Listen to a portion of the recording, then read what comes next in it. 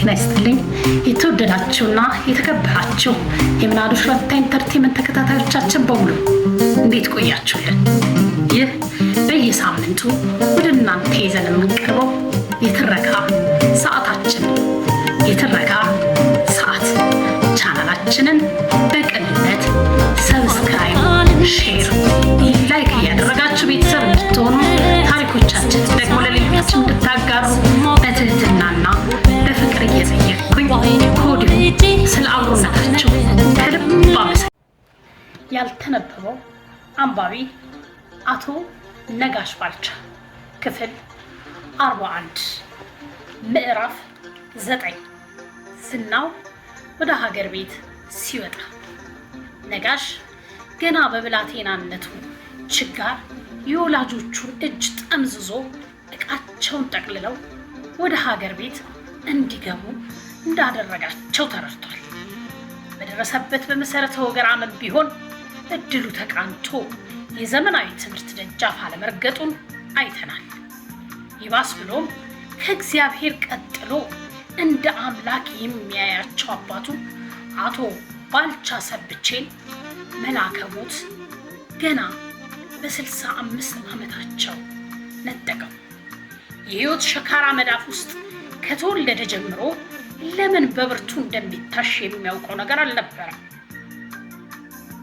በገጠር ግን ልክ እንደርሱ የጉስቁልና ህይወት የሚኖሩ ብዙሃን መኖራቸውን አስተውሏል። ከአየሩ፣ ከአፈሩ፣ ከአድባሩ፣ ከአውጋሩ፣ ከወንዝ ከሸንተረሩ ጋር በፍቅር ወድቋል።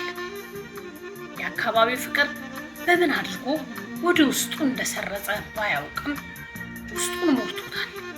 ዶክተር ኃይሉ አርአያ የሀገር ፍቅር ልክፍት በምትለው ግጥማቸው እንደሚጠይቁት ነጋሽ ባልቻም ይጠይቃል።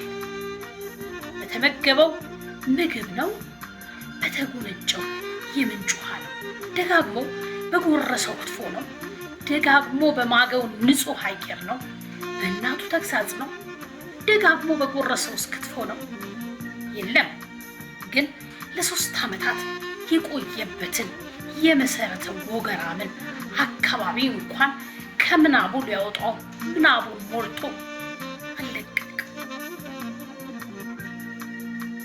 የሚወዳቸው አባቱ አጽም ያረፈው እዚያው አይደል? አካባቢውን መርሳት ማንነቱን የመርሳት ያህል ከበደ። ምናልባት የነዋይ ደበበ ሀገሬን አልረሳም በሚለው ዘፈን ውስጥ ያሉ ስንኞች የነጋሽ ምናብ ውስጥ ተከማችቶ እረፍት የነሳውን ሁኔታ ሊገልጽ ይችል ይሆናል።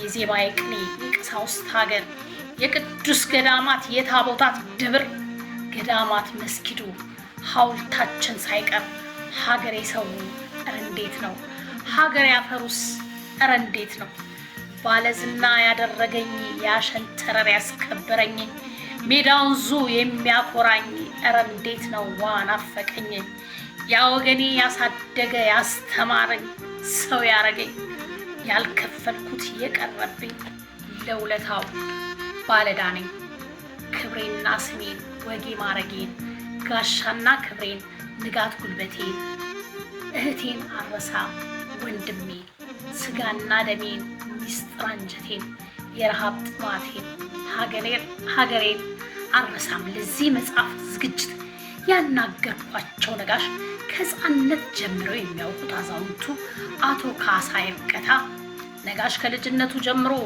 ሰው አክባሪነቱ ላዩ ላይ የተጻፈ ያህል ይታይ ነበር። ቀናነትና ደግነት የማንነቱ መገለጫ የሆነ ሁልጊዜም ለልማት የማይተኛ የልማት አርበኛ ነበር ሲሉ ይገልጹታል። ነጋሽ ከልጅነት ጀምሮ የሚያውቃቸውና እንደ ታላቅ ተምሳሌት የሚቆጥራቸው የአቶ ካሳ ይርቀታ ልጅ አቶ በላይ ካሳ በበኩሉ ስለ ነጋሽ የሚከተለውን ይላል።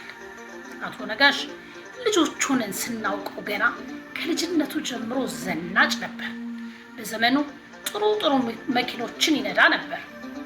132 የሚባል አንድ ቡኒ መኪና ነበር።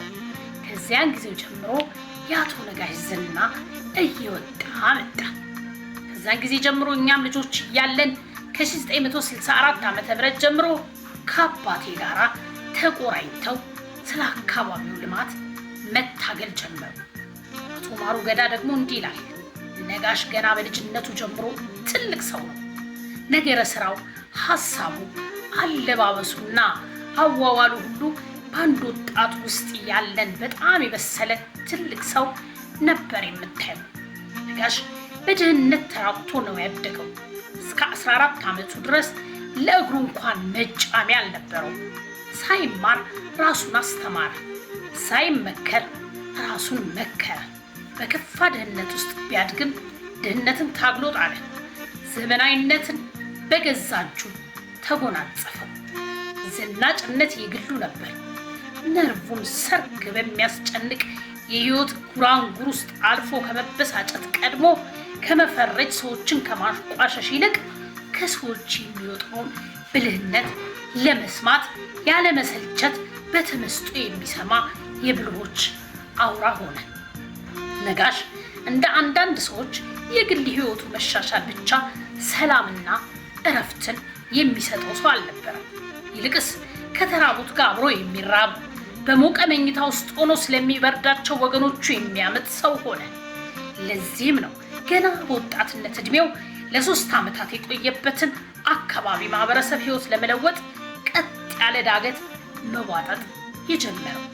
ከነጋሽ ከራሱ አንደበት የሚፈሰውን ሐሳቡን እንካፈል። መቼም ማንም ሰው ድህነትን አይመኝም። ሁሉም ሰው አንዳች መጥፎ ነገር ባያጋጥመው ማደግን ይመኝ ይሆናል።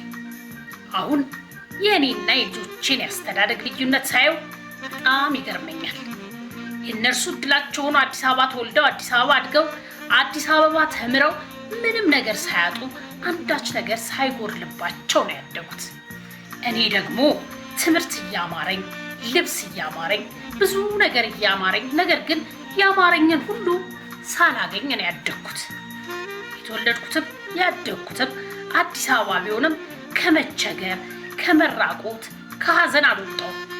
አሁን መልሼ ሳስበው ድህነት የምትመኘው ነገር ባይሆንም አንዳንድ ጊዜ የሰው ልጅ በመከራ ተፈትኖ ሲወጣ የሚፈጠረው ማንነቱ በብዙ ጎኑ ጠቃሚ ይሆናል የሚል ሐሳብ አለ። ያልተቸገረ ሰው የሰዎች ችግርም አይገባውም ባይባልም ተቸግሮ ማየት ግን ህመሙን ይበልጥ ለመረዳት የሚጠቅም ይመስለኛል። ተቸግሮ ማየት ችግርን አምርሮ ለመታገል ወሳኝ ነው። እኔ ከራሴ የግል ችግር በተጨማሪ ለ3 ዓመታት የቆየሁበትን አካባቢ ተመልሼ እንዳይ ያደረገኝ በእነዚያ 3 ዓመታት ውስጥ ያስተዋልኩት የህዝቡ የአኗኗር ችግር ነበር ይለናል ጸሐፊያችን አንዱዓለም አራጌ። ያልተነበበው አንባቢ ለዛሬ ያዘጋጀንላችሁ ክፍል በዚህ ተጠናቋል። በቀጣይ ሌላኛውን ክፍል ይዘን እስክንገናኝ ቸር ቆዩልን።